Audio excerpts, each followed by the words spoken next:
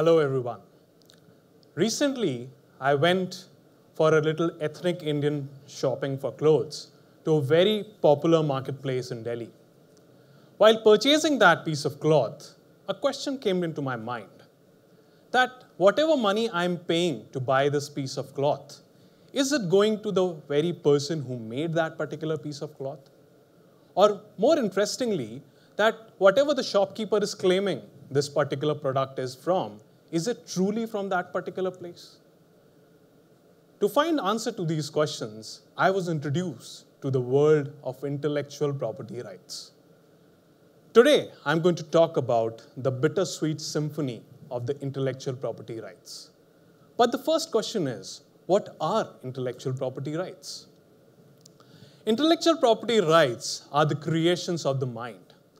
It kinds of give a reward by the government of respective country to honor the hard work you have given in terms of inventing something, in terms of creating something which is unique, which gives an identity to yourself or your community. Intellectual property can be of many forms. It can be patents, it can be copyrights, it can be trademarks, it can be graphical indications, and so on. But today I'm going to talk about that is intellectual property driving social prosperity or it is hindering social prosperity? Now what exactly is social prosperity? Social prosperity means the overall wellness of a particular community. That whether the people are happy, whether they are creators of IP or whether they are users of IP, we are going to explore on that. We are going to explore that through two sets of stories. The first story talks about a type of IP which usually not many people talk about, which is geographical indications. Geographical indication is a type of IP which is given to a people belonging to a certain community, to a certain geographical location, who have created generations and generations of hard work to create a unique product belonging to that geography. The popular examples of geographical indications include Darjeeling tea from Darjeeling, Mysore Pak from Karnataka, Kanjivaram silk saris from Tamil Nadu, and so on and so forth. The question is that the objective here is that to check that whether the people who are creating these products are reaping the benefits out of it or not. At the same time, the people who are consuming these products are getting the authentic product or not, that we have to check. So we have to check that whether these geographical indication is giving to some sort of a social prosperity or not. We have to go into some academic literature, and some of the most popular academic literature gives us a very good insight. For example, Darjeeling tea has really added to the economic and the social prosperity of the people of Darjeeling. The basmati rice, which is another very, very famous registered GI, has also shown very, very promising results after getting registered by the government of India. But today I'm going to talk about a place, Varanasi in Uttar Pradesh. Varanasi is known for many things. It's known for its culture, it's known for its art, it's known for its crafts, but it's also known for some of the most prestigious and precious crafts coming from that region of India. They are geographical indications like Meenakari Gulabi work, wooden toys, Mirzapur daris, Benares metal crafts, and soft stone jali work. These are registered geographical indications. But we went through a study done by the National Bank of Agriculture and Rural Development, Nepal. And they find out that the average income of the people, the artists who are creating all these works, in the past few years, after getting registered through GI, has really gone up. In fact, on an average, the revenue of these people who are creating these works has gone up as far as 75%. And the total turnover that these people are generating by creating all these work has gone up by 72%, which is a big deal because these people who are creating these precious artworks usually not very rich. They come from a very, very humble background. And these peoples don't get access to the quality revenue system. So it's a wonderful thing because on the one hand, it is giving them a cultural identity by creating and promoting the work, the art that they have learned from their forefathers.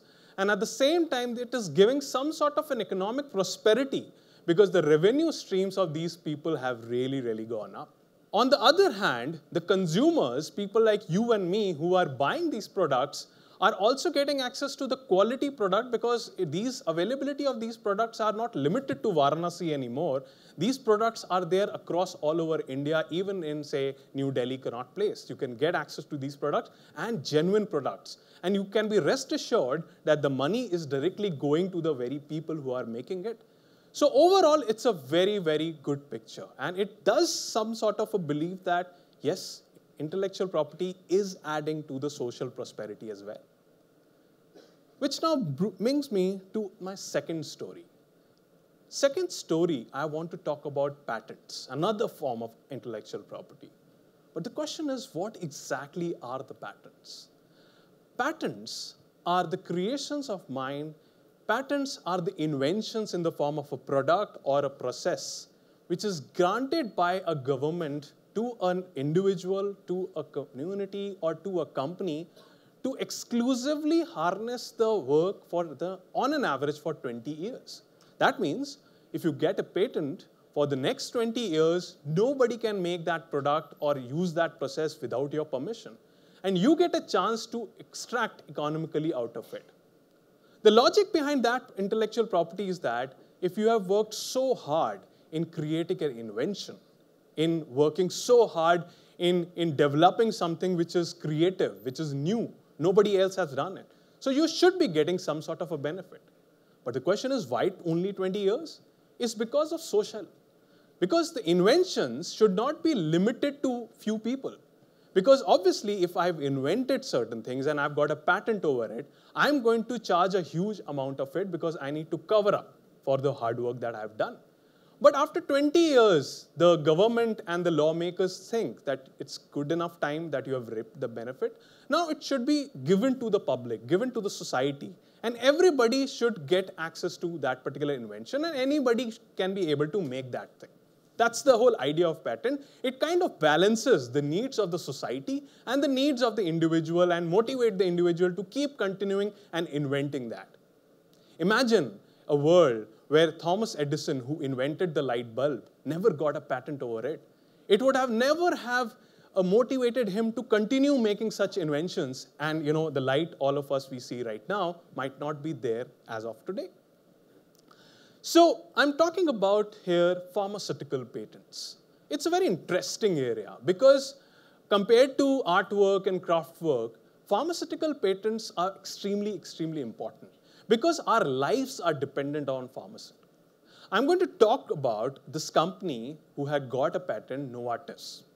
Novartis is amongst the biggest pharmaceutical companies in the world. Its annual turnover is $45.5 billion. And this was the first company who invented a medicine for the blood cancer. The name of this medicine was Glivec, popularly known as Glivec, or in medical terms, imatinib.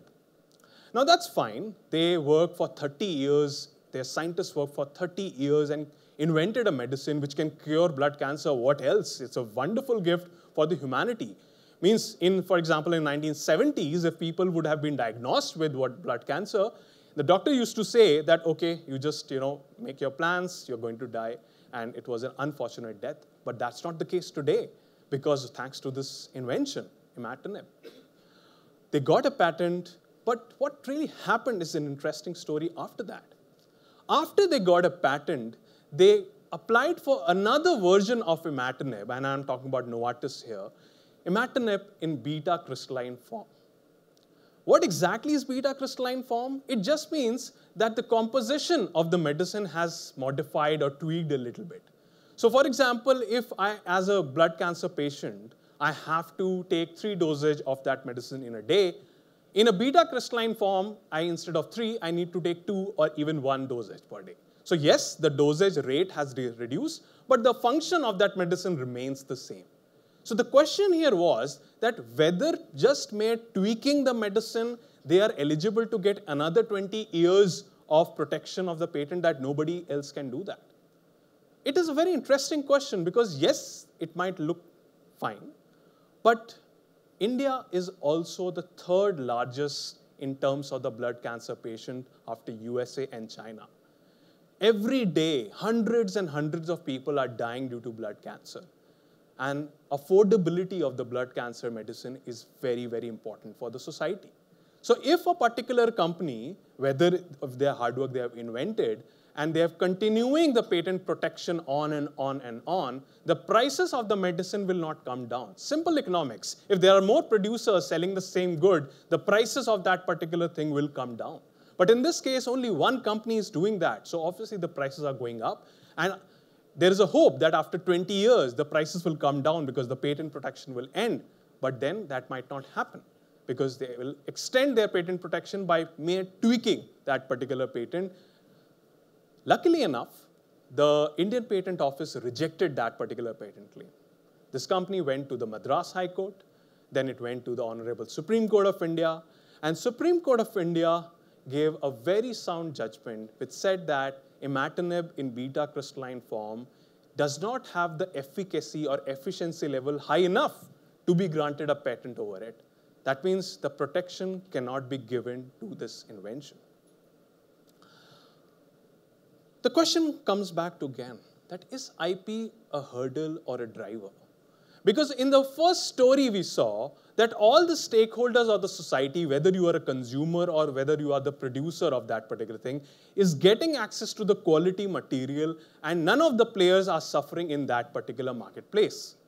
But don't you think so, that in the second story, the access to the medicine is the balance is tilted towards only one stakeholder, which is the creator, because the creator is every day trying to modify the medicine and kind of evergreening the patent protection that it is there. We have to check that whether that balance that the IP claims that it offers, is it really happening or is it not? Is it a price? Is it the price we are ready to pay as a society to honor the inventions, the creation of the same people who are doing that? Or is it just, okay, let us keep consuming the expensive medicines and enjoying the artwork? This thing we have to think and we have to ask ourselves that what are we really going for? Thank you.